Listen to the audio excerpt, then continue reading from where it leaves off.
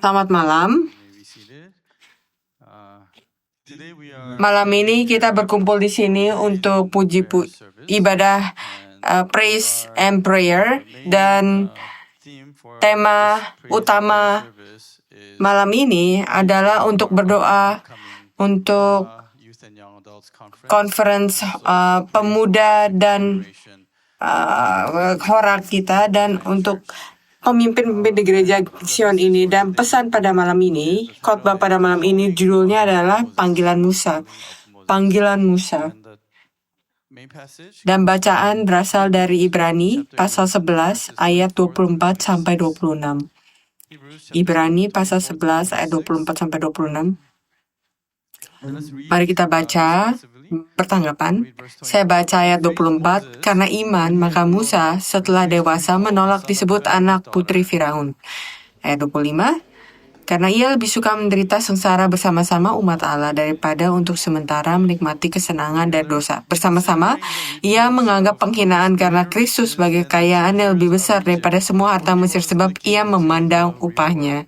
Inilah firman Allah. Amin.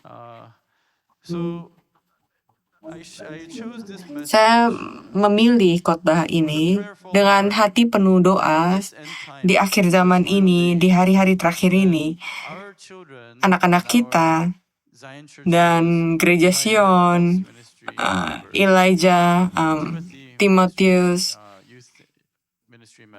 anggota-anggotanya, bahkan Gabriel Sunday School, anggota Gabriel Sunday School bisa menjadi orang-orang seperti Musa, dan kita perlu orang-orang seperti dia yang bisa memimpin umat-umat Allah keluar daripada Mesir dan Babel rohania di akhir zaman. Jadi untuk kalian yang menjadi bagian dari pelayanan itu, mari kita mendengarkan firman ini dengan hati penuh doa.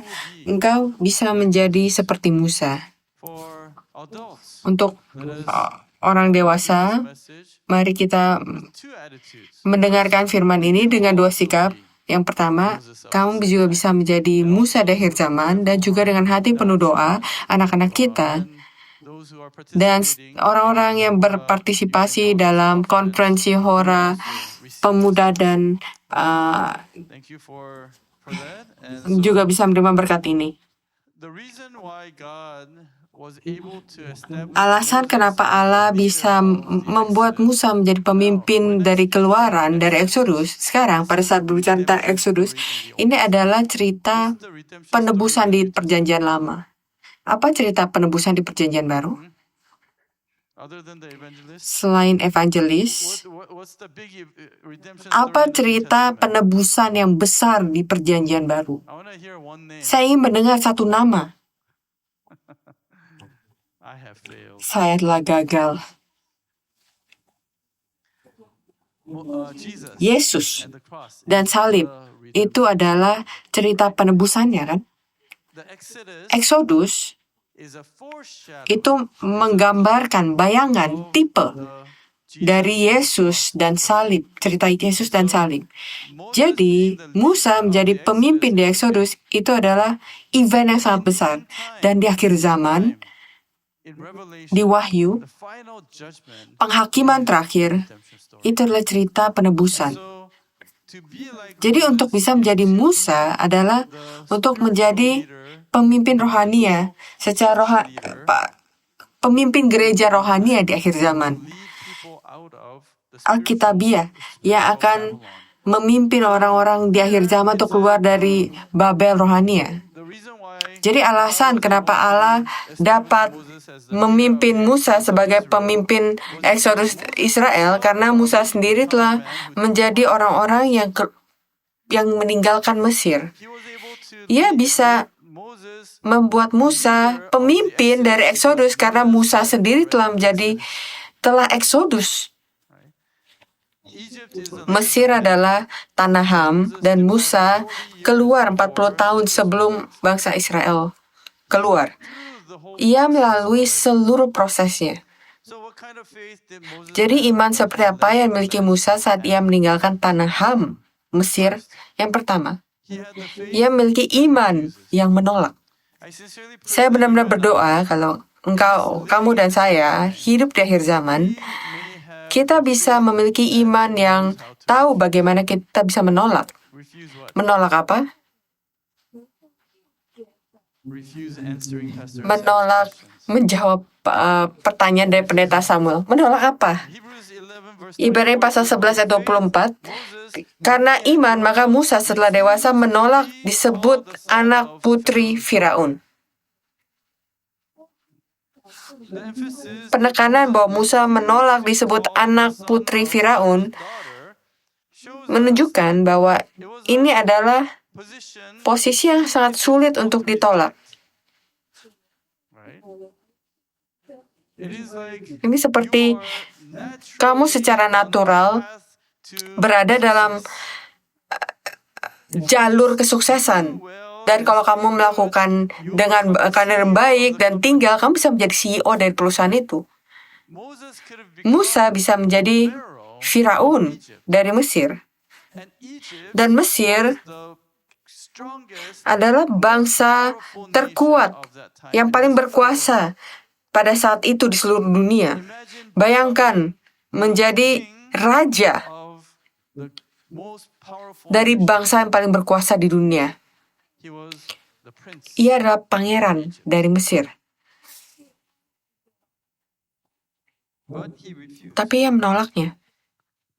Bagaimana ia dapat menolak posisi seperti itu? Kenapa dan bagaimana ia dapat menolak posisi yang manis seperti itu?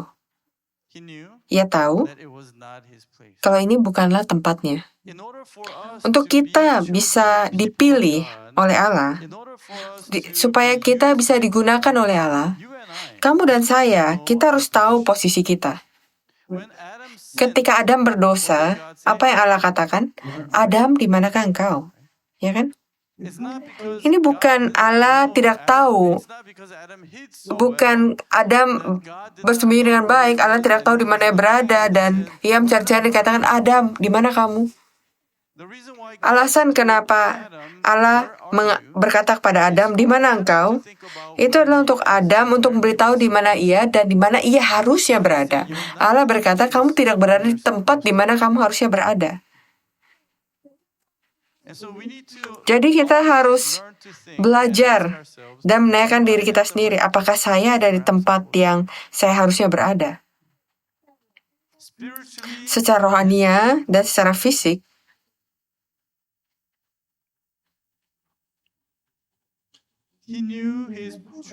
ia tahu tempatnya. Bahkan tempat itu sebagai pangeran Mesir, on the way menjadi pemimpin, jadi raja Mesir, ia tahu kalau ini tidak cocok untuknya. Ia tahu kalau ini bukan tempat yang benar untuknya. Bagaimana ia bisa tahu? Karena sejak muda, ia telah diajari, ia telah dilatih, ia telah diberitahu, kamu adalah umat Allah. Kamu bukannya orang Mesir. Apa itu Mesir? Mesir adalah tempat sesuatu yang melawan kehendak Allah. Memiliki pengaruh dunia, memiliki kesenangan, kekayaan, dan hal-hal yang indah. Dan orang-orangnya juga. Bahkan pada saat itu Musa tahu, ini bukan tempat untuk saya.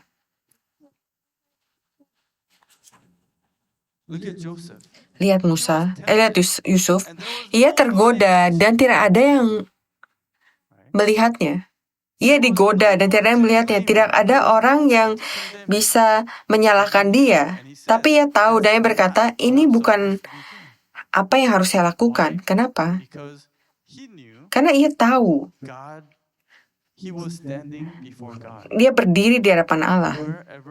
Dimanapun dia berada, ia tahu Allah ada di sana. Daniel juga tahu di mana ia harusnya berada. Artinya, Daniel tahu apa yang harusnya ia makan dan tidak makan. Mengetahui tempat kamu bukan hanya tempat fisik, tapi juga status, tapi juga apa yang kamu ambil, yang kamu terima. Bukan hanya makan, tapi melihat, mendengar, memperhatikan. Jadi mari kita berdoa, kamu dan saya dan anak-anak kita bisa di tempat yang benar, bukan di tempat yang salah.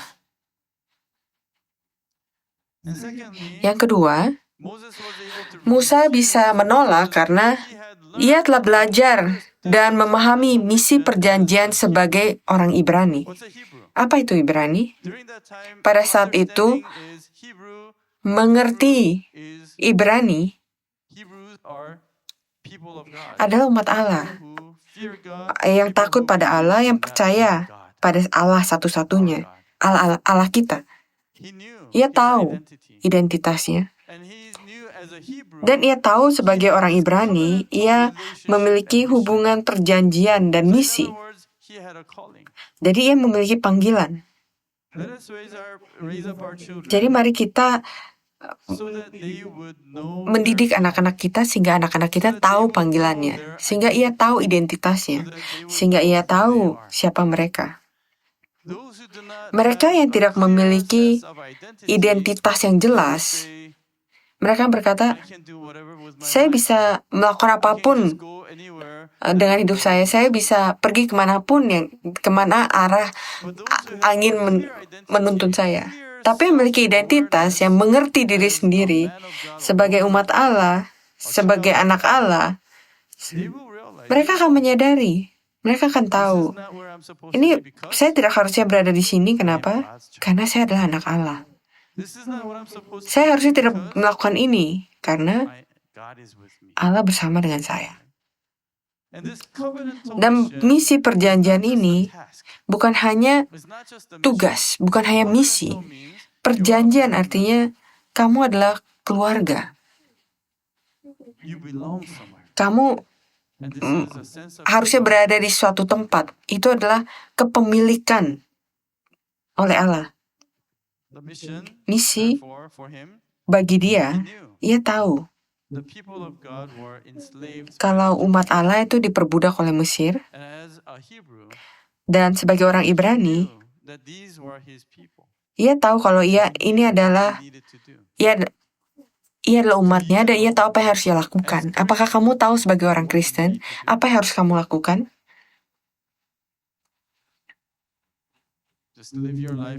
Menjalankan hidup kamu dan datang ke ibadah hari Rabu atau hari Minggu. Apa tujuan akhir? Apa akhir sebagai orang Kristen, apa yang harus kita lakukan? Dan bagaimana dengan anak-anak kita? Untuk bisa tumbuh dan memiliki nilai yang bagus, kerjaan yang bagus, apakah ini tujuan dia? Apakah ini yang kita ajarkan kepada mereka? Atau kita mengajarkan kepada mereka untuk memikirkan lebih jauh lagi, lebih tinggi lagi, untuk tahu apa yang harus mereka lakukan dengan hidup mereka. Apa value-nya? Nilai yang bagus, uang yang bagus, pekerjaan yang bagus, keluarga yang baik. Apakah itu nilai tertinggi yang kita ajarkan kepada mereka? Apa value-nya dari hidup sebagai orang Kristen sejati? Musa diajarkan, dilatih untuk hal itu. Musa diajarkan hal itu. Yang kedua, iman seperti apa yang dimiliki oleh Musa untuk bisa meninggalkan tanah Ham, Mesir. Yang kedua, ia memiliki iman yang mengasihi penderitaan lebih dari kesenangan dosa. Ini mirip dengan sermon khotbah hari Minggu kemarin tentang penderitaan. Masa lalu kita dipimpin oleh Roh Kudus.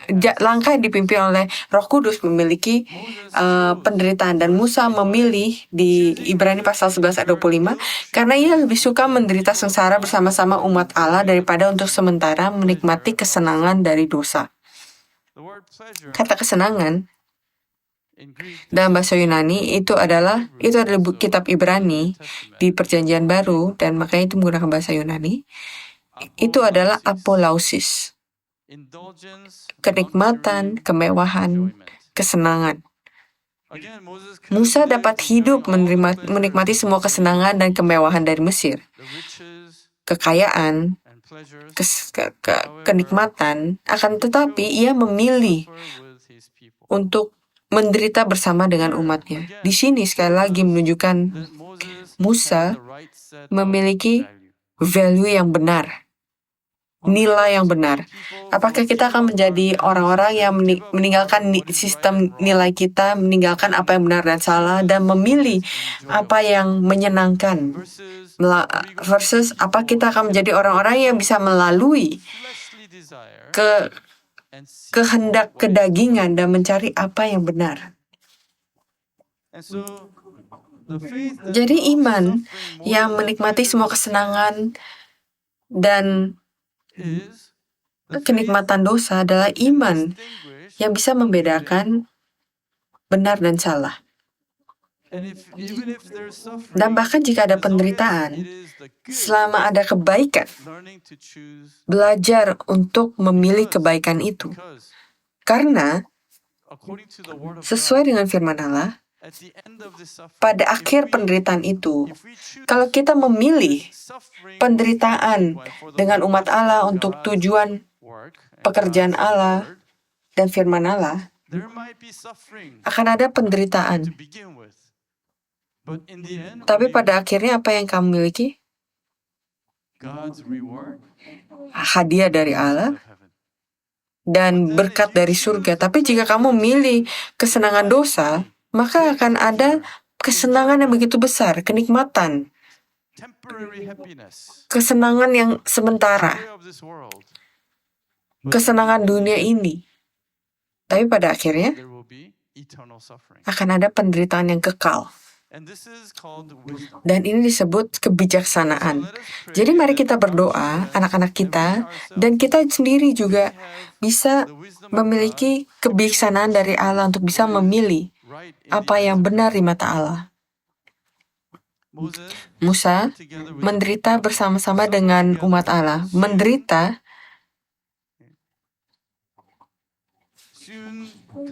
dalam bahasa Yunani adalah sun kakukyo. Sun kakukyo. Sun artinya bersama-sama dengan.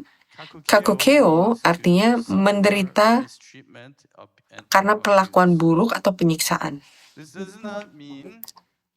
Ini bukan berarti penderitaan, kesulitan hidup biasa, tapi dianiaya dan disiksa.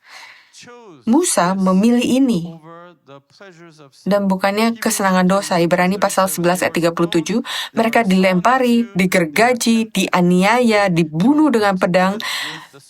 Mereka mengembara dengan memakai kulit domba dan kulit kambing sambil hidup dalam kekurangan, dalam kesesakan, dalam siksaan. Apakah kita juga siap menanggung perlakuan buruk seperti itu?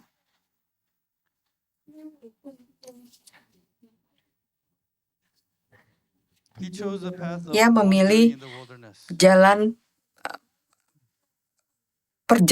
pengembaraan di padang gurun. Ia memilih jalur kesulitan, penderitaan. Kenapa kita memilih jalur penderitaan? Kamu dan saya bisa memilih jalur penderitaan jika kita bisa melihat akhir dari jalan itu. Dan Allah harus memberikan kita mata itu. Tapi seringkali anak-anak kita belajar di dunia ini. Tren dari dunia ini, sesuatu yang sulit, sesuatu yang menyulitkan, sesuatu yang tidak nyaman, saya nggak mau.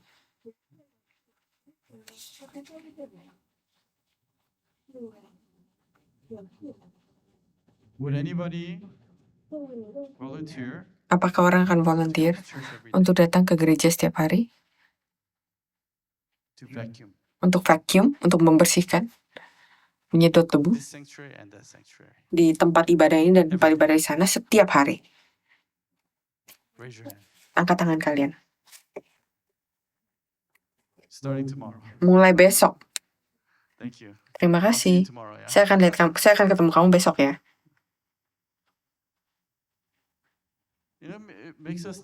Ini membuat kita berpikir tentang hal itu. Kenapa? Saya memiliki pekerjaan, saya memiliki hidup, saya memiliki jarak.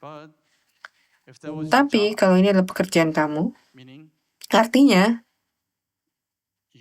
kamu dibayar untuk melakukan itu.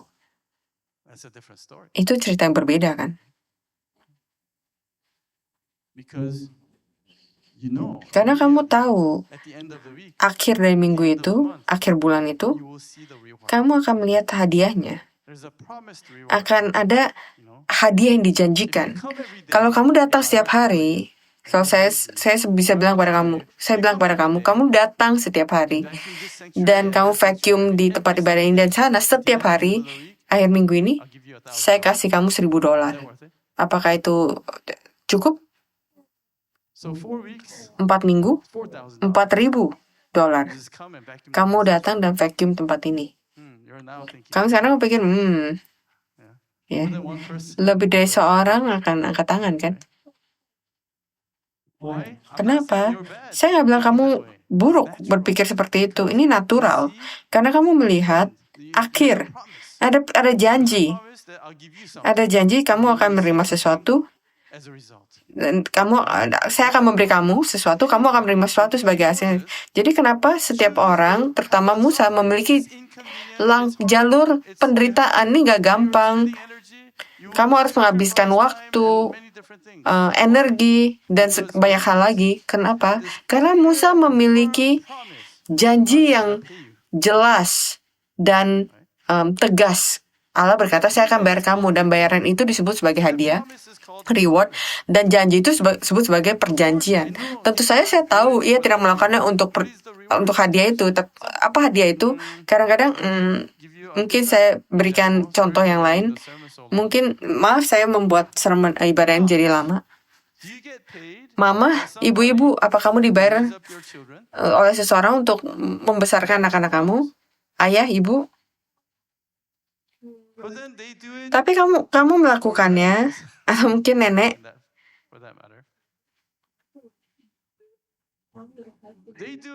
Tapi mereka melakukannya dengan dengan sukacita, dengan sukarela, tanpa mengetahui atau ada orang lain yang meminta melakukannya.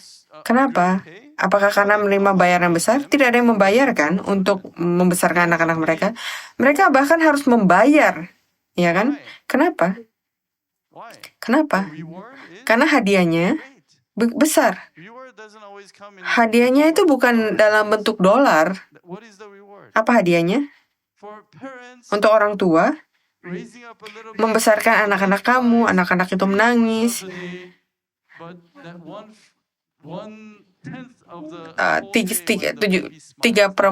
Kalau misalnya dia menangis ya 90%, tapi dia tersenyum 10%, itu sudah cukup. Itu adalah hadiahnya. Jadi sama dengan melakukan pekerjaan Allah saat melalui langkah penderitaan ini, hanya mereka yang telah merasakan kasih dari Allah, mereka yang telah merasakannya atau melihat kerajaan Allah bisa secara sukarela mengambil jalan ini. Ini adalah doa dari saya untuk anak-anak ini, untuk bisa merasakan rasa yang sedikit ini, bisa melihat bagian kecil dari kerajaan Allah. Ini yang kamu perlukan. Itu sebabnya Famous Amos. Ketika kamu lewat, kamu cium aroma cookies yang enak itu kan, yang sedang di itu sebenarnya itu adalah aroma, itu adalah minyak wangi, bukan aroma sebenarnya. Tapi mereka yang sudah merasakannya sedikit pasti akan membeli dan akan memberikan hidup mereka untuk bisa masuk ke dalam kerajaan Allah. Jadi tolong berdoa. Konferensi Hora, pelajaran pemuda bisa menjadi rasa yang sedikit itu, bisa bagian kecil dari kerajaan Allah. Ini sangat panjang ya. Jadi pada akhir zaman, Allah akan mengasihi kesenangan lebih dari Allah. 2 Timotius pasal 3 ayat 1. Ketahuilah bahwa pada hari-hari terakhir akan datang masa yang sukar. Ayat 4. Suka mengkhianat, tidak berpikir panjang, berlagak tahu, lebih menuruti hawa nafsu daripada menuruti Allah. Itu adalah dunia yang kita hidup, di mana kita hidup, dan dunia di mana anak kita hidup. Dan Yesus berkata,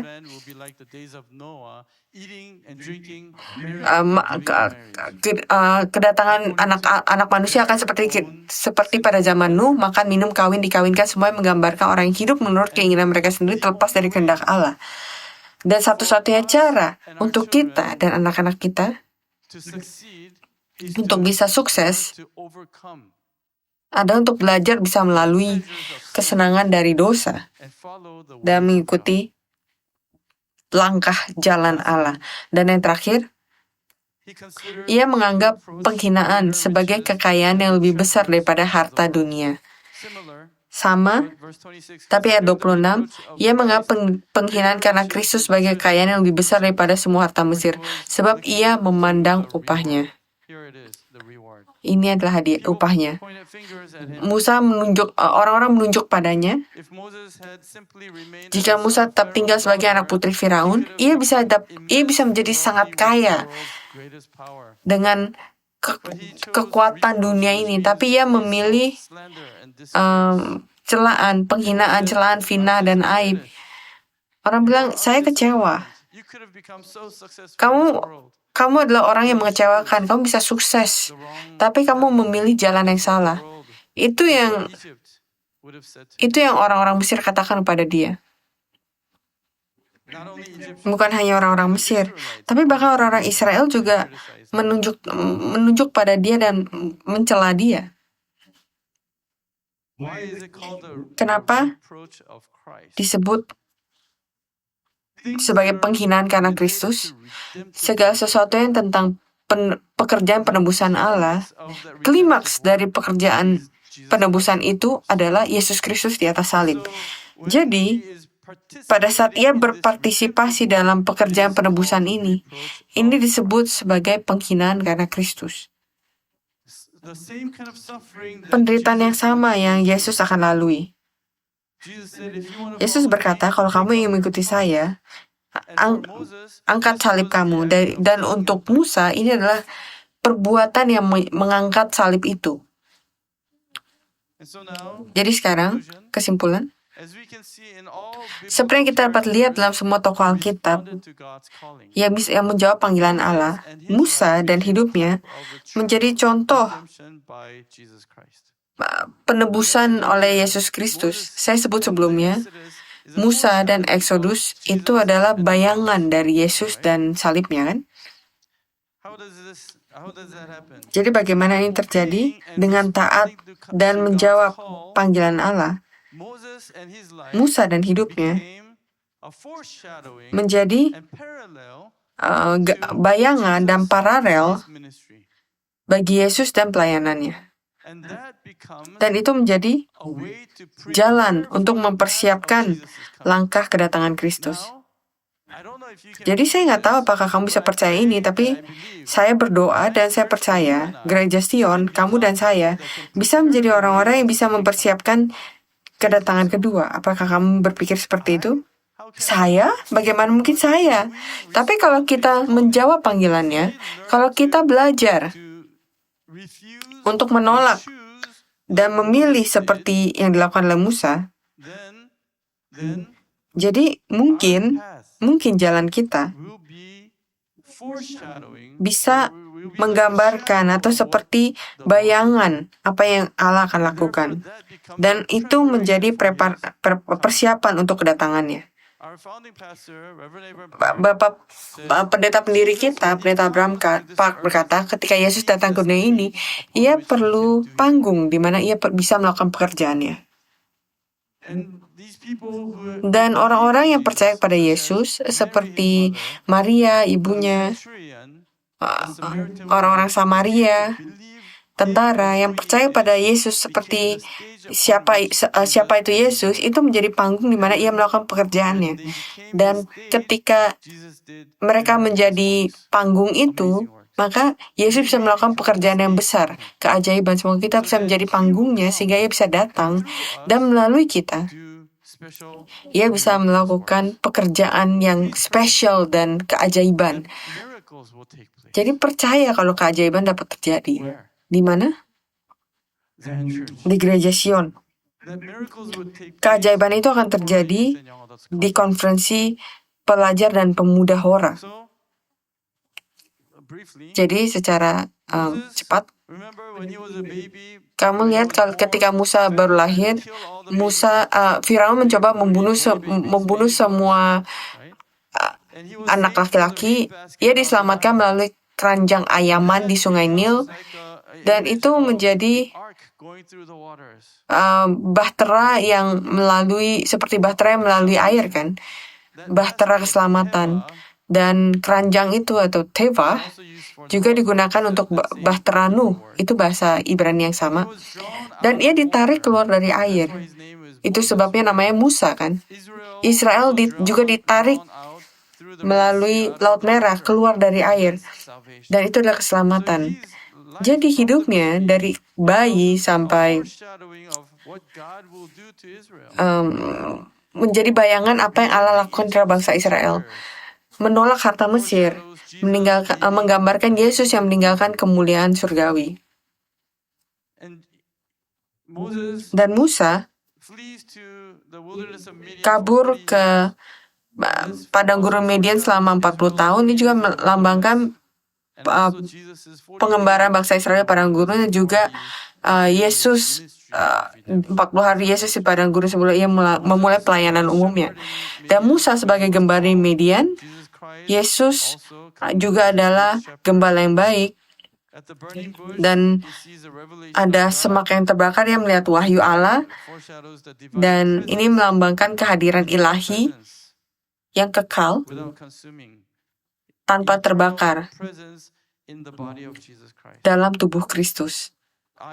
Aku adalah Yahweh.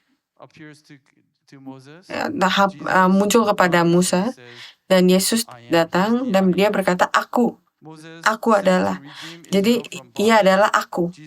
Dan Musa diutus untuk menebus Israel dari perbudakan, dan Kristus diutus untuk menebus umat manusia dari dosa. Dan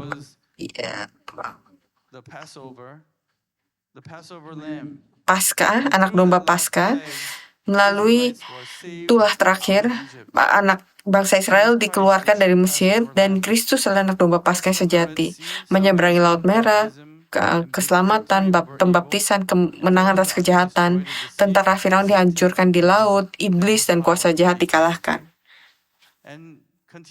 Dan akan lebih banyak lagi.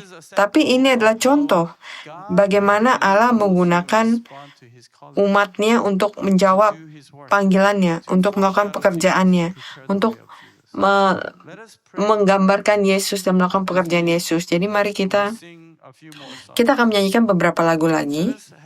Mari kita memiliki waktu untuk berdoa malam ini, untuk berfokus pada satu hal, anak-anak kita, generasi berikutnya.